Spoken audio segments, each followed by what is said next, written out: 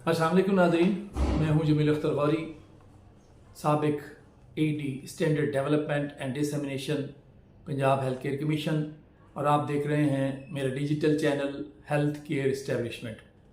नाज़रीन, एक निजी TV की खबर के मुताबिक पंजाब गवर्नमेंट ने अलर्ट जारी किया है एक नई वायरल डिज़ीज़ की जानिब, और उसने गवर्नमेंट ने तमाम जो डिस्ट्रिक्ट के चीफ एग्जीक्यूटिव ऑफिसर्स हैं हेल्थ के, उनको मरासला जारी किया है उस खबर के मुताबिक, जो एक नई वायरल डिज़ीज़ है।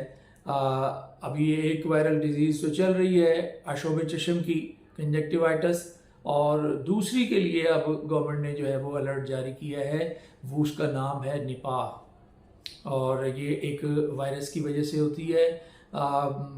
NIV भी इसको कहते हैं इन्फेक्शन को। और ये जो वायरस है ये एक ज़ोनोटिक वायरस टाइप है, यानी इसमें जानवर और इंसान जो है वो मुतासर होते हैं, यानी जानवरों से जो है ये डिज़ीज़ जो है ये इंसानों तक मुंतकिल होती है।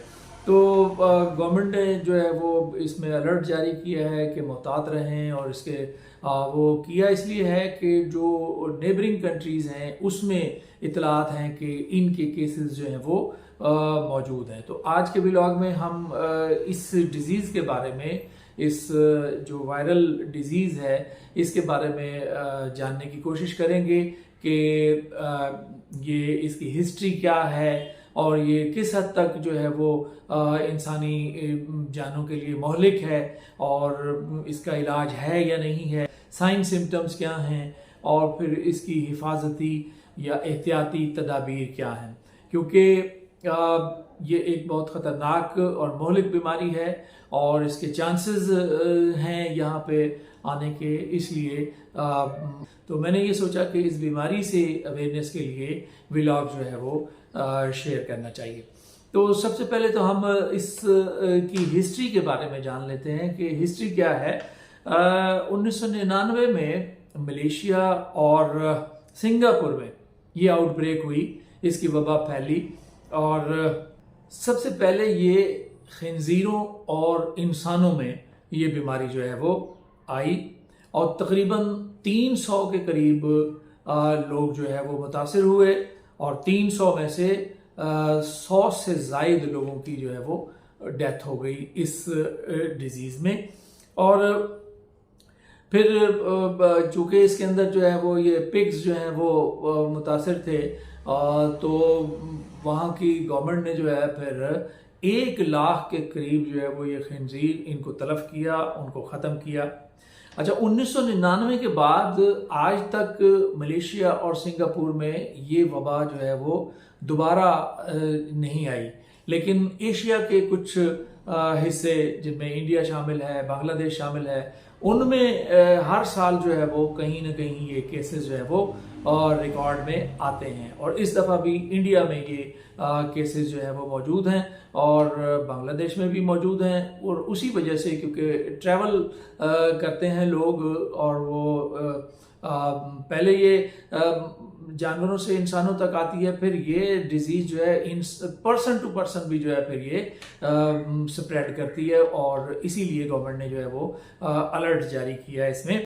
अब ये बीमारी जो है, अब ये वबा जो है ये बढ़ रही है आहिस्ता आहिस्ता, और इस बात का भी जो है वो खदशा मौजूद है कि ये बढ़ते बढ़ते कहीं ग्लोबल पेंडेमिक की जो है वो सूरत इख्तियार ना कर ले, आलमी वबा की सूरत जो है वो इख्तियार ना कर ले। इसलिए इसकी जो है वो अवेयरनेस भी जो है वो, इसकी हेल्थ एजुकेशन भी जो है वो ज़्यादा की जा रही है।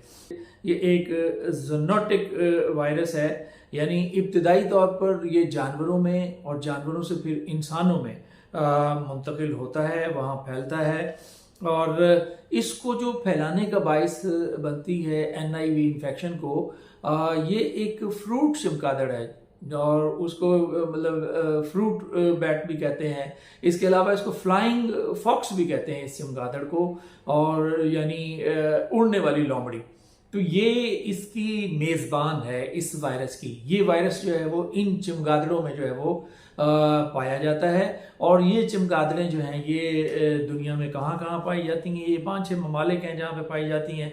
ये कंबोडिया में होती हैं, इंडोनेशिया में मिलती हैं, मेडागास्कर में होती हैं, फिलिपाइन में होती हैं, और इसके अलावा थाईलैंड में भी ये पाई जाती हैं। तो ये होता इस तरह से है कि अगर ये चमगादड़ जो है ये किसी फ्रूट को बाइट करती है तो वो फ्रूट जो है अगर कोई भी इस्तेमाल कर ले, वो जानवर इस्तेमाल कर लें, वो इंसान इस्तेमाल कर लें, तो ये वायरस जो है उसके ज़रिए इंसानों तक और जानवरों तक पहुंच जाता है।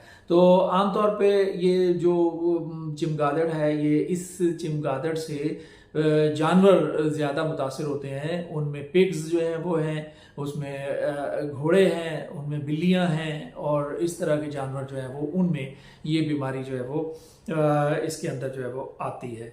NIV जो इन्फेक्शन है ये शदीद भी होती है और हल्की भी होती है, और 1998 से 2018 तक का जो रिकॉर्ड है वो ये कहता है कि जब भी ये डिजीज़ आई है तो 40 से 70% तक जो है वो अमवात इसमें होती हैं।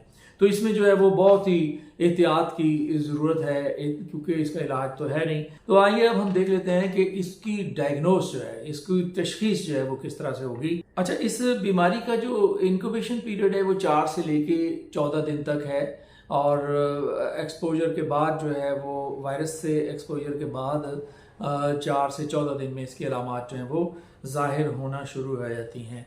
तो अलामात के बारे में हम बाद में बात करेंगे, हम पहले इसकी तशखीस के बारे में बात कर लेते हैं। तशखीस के लिए इब्तिदाई जो स्टेज है बीमारी की उसमें PCR टेस्ट जो है वो इसका पॉजिटिव होता है, PCR टेस्ट कराना चाहिए। और अगर बीमारी के दौरान और बीमारी ख़त्म होने के बाद जो है वो एलाइजा का टेस्ट जो है वो एंटीबॉडीज़ के लिए कराया जाता है, और इससे इसकी तशखीस जो है वो हो जाती है। और ज़रूरी बात यह है कि लोगों को, जो मुतासरा लोग हैं, उनकी ज़िंदगियों को बचाने के लिए इसकी तशखीस जो है वो जल्द अज जल्द जो है वो की जानी वो बहुत ज़रूरी है। तो आइए अब देखते हैं कि साइन एंड सिम्टम्स क्या हैं। जैसे मैंने आपको कहा कि जी इसका इन्फेक्शन का जो इसका इंक्यूबेशन पीरियड है एक्सपोजर के बाद वो 4 से लेके 14 दिन तक है, और इसके बाद जो बीमारी की इब्तिदाई स्टेज है वो 3 से लेके 12-13 दिन या 14 दिन तक जो है वो फीवरिश कंडीशन होती है, बुखार होता है। इसके बाद फिर अक्सर जो है वो सांस की तकालीफ जो है वो सांस से रिलेटेड, रेस्पिरेशन से मुतालिक जो है वो अलामात ज़ाहिर होना शुरू होती हैं। सांस में तंगी शुरू हो जाती है, खांसी हो सकती है, गले में जो है वो खराश और सांस लेने में दुश्वारी जो है वो हो सकती है। इसके बाद अगर बीमारी जो है वो शिद्दत इख्तियार कर लेती है तो अगली स्टेज जो है वो दिमाग की सोजिश, जिसे हम एनकेफेलाइटिस कहते हैं, उस तक मरीज़ जो है वो पहुंच जाता है। और उसमें जो उस दौरान जो अलामात होती हैं वो ड्राउजीनेस होती है, और उसमें जो है वो डिसओरिएंटेशन होती है मरीज़ को। मरीज़ जो है वो शनाख्त जो है वो नहीं कर पाता। इसके अलावा जो है वो उसमें मेंटल कन्फ्यूजन भी जो है मरीज़ में हो सकता है। और जब ये कंडीशन होती है तो इसके बाद 24 से 48 घंटे में मरीज़ जो है वो कोमा में जा सकता है। और जब मरीज़ कोमा में चला जाता है तो फिर ये सीवियर कंडीशन है, और 40 से 70 से लेकर 75% तक जो है इसमें मरीज़ की जो है वो डेथ हो जाती है। जो निपा वायरस है, NIV इन्फेक्शन, इससे जो मुतासर होते हैं लोग और फिर जो सेहतयाब हो जाते हैं, और देखा यह गया है कि वो लॉन्ग टाइम साइड इफ़ेक्ट्स के अंदर जो है वो मुब्तला हो जाते हैं। उसमें जो ज़्यादातर जिसका शिकार होते हैं वो परसिस्टेंट कन्वल्शंस हैं, और इसके अलावा जो है वो पर्सनैलिटी जो चेंजेस हैं वो भी ऐसे मरीज़ों में आ जाती हैं। तो इलाज इसका क्या है? इलाज इसका फ़िलहाल जो है वो कोई साइंटिफिक इलाज या लाइसेंस्ड ट्रीटमेंट जो है वो अभी तक इसका दरियाफ्त नहीं हुआ है। तो तो इलाज सिर्फ जो है वो सपोर्टिव केयर जो है वो की जाती है। उसमें आराम मरीज को करना चाहिए, डिहाइड्रेशन जो है वो नहीं होनी चाहिए, हाइड्रेशन का ख्याल जो है वो रखना चाहिए इसके अंदर। और इसके अलावा जो है वो अलामात के मुताबिक जो है वो ट्रीटमेंट किया जाता है। जो अलामात ज़ाहिर हो रही होती हैं उसी के मुताबिक जो है वो इलाज किया जाता है। एहतियाती तदाबीर अब इसमें क्या इख्तियार करनी चाहिए? अगर वबा फैली हुई है तो फिर सबसे पहले तो ये है कि हर शख्स को बार बार साबुन और पानी से जो है वो हाथ धोने चाहिए।